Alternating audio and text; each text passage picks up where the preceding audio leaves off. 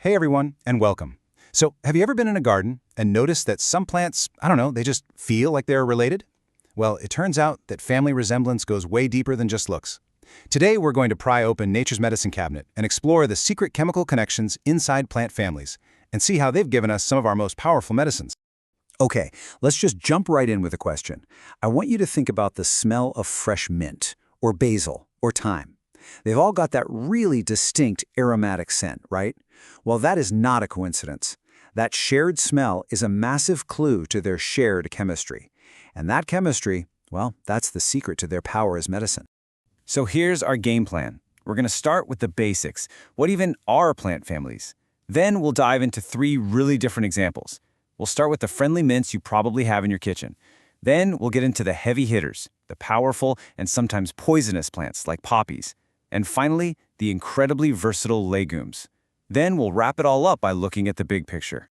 All right, first things first. We've got to lay down some groundwork.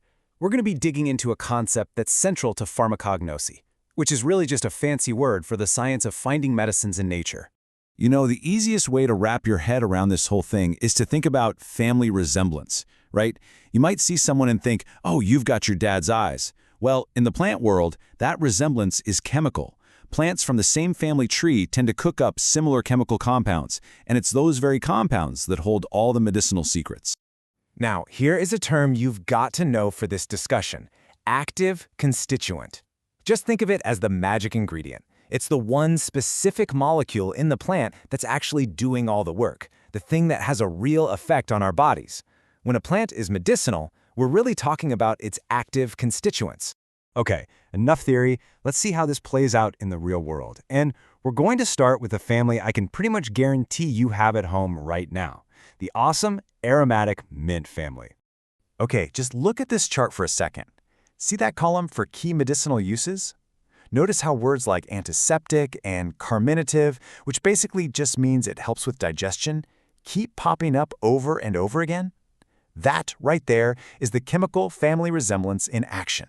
So that shared family smell we talked about, it's a direct result of their shared chemistry. That amazing aroma comes from some really powerful essential oils. And it's those oils that give the whole family its signature antiseptic and antispasmodic, or muscle-relaxing abilities. The smell is literally a signpost pointing to the medicine inside. So, to really get it, let's zoom in on one plant: peppermint. Its star player, its main active constituent, is menthol. Yeah, that menthol. It's the compound that gives you that cool, tingling sensation in things like muscle rubs and cough drops. It's a natural pain reliever and an antiseptic, all rolled into one little molecule. Okay, so we've seen the friendly, familiar side of these plant families. Now, let's shift gears. Let's look at how this exact same principle works in plants with way, way more powerful effects. This is where the chemistry gets seriously intense. This sentence, it sounds so simple, almost a little boring, right? But what it's describing is the ancient process of harvesting raw opium from the opium poppy. It's a practice that has shaped human history for thousands of years. And the process itself is surprisingly straightforward. You make a small cut in the unripe seed pod of the poppy, this milky sap oozes out. And when that sap dries, you have opium. It's just a wild example of how a simple botanical process can give us one of the most powerful substances on the planet. So, what's the active constituent in that milky latex? It's a molecule you have definitely heard of: morphine. It is, without a doubt, one of the most effective painkillers ever discovered, a cornerstone of modern medicine, and it all comes from the family chemistry of the poppy. But here's the thing: a family's chemical power isn't always a good thing. Some families have a bit of a dual personality. Take the nightshade family. On one side, you have things like red peppers, a common food. But on the other side, you have its close cousin, deadly nightshade. One goes in your chili, the other is, well, it's a legendary poison. Same family. The secret to deadly nightshade's power is an active constituent called atropine. Now here's the twist. In very small, controlled medical doses, atropine is a lifesaver. It's used by eye doctors to dilate pupils. It can even help regulate heartbeats. But in the wrong dose, it is incredibly toxic.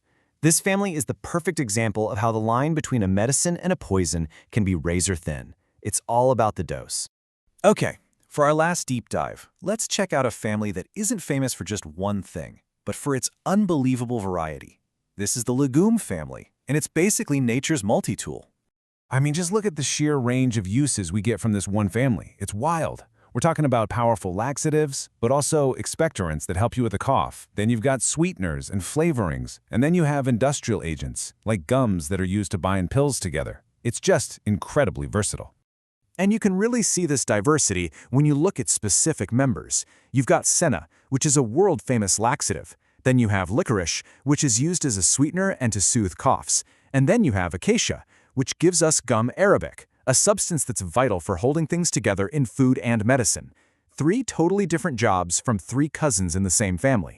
All right, let's pull back and look at the big picture. We've gone from mint to poppies to licorice. So what's the big idea? What's the main takeaway from this whole tour of nature's medicine cabinet? It really boils down to this. Nature has an organizational chart.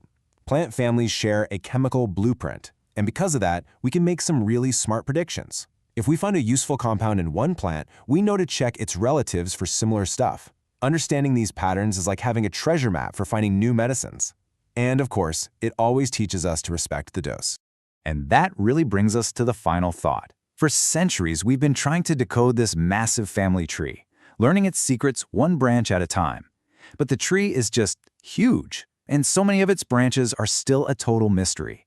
It really makes you wonder, doesn't it? What other amazing cures, what other life-saving molecules are still out there, just hiding in plain sight?